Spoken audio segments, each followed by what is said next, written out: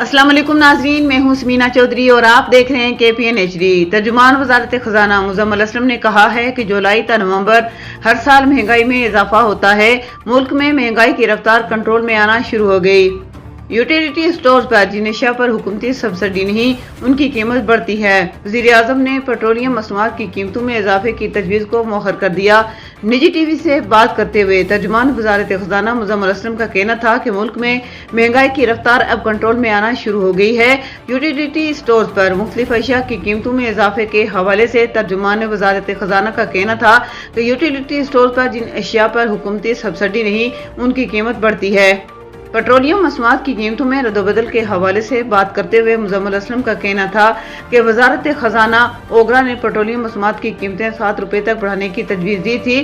مزمل اسلم نے مزید بتایا کہ وزیر اعظم نے پیٹرولیم مصنوعات کی قیمتوں میں اضافے کی تجویز کو مؤخر کیا کیونکہ اب وزیر اعظم کی صوابدید ہے کہ پیٹرولیم مصنوعات قیمتیں 2 دن مؤخر رکھیں یا 15 دن۔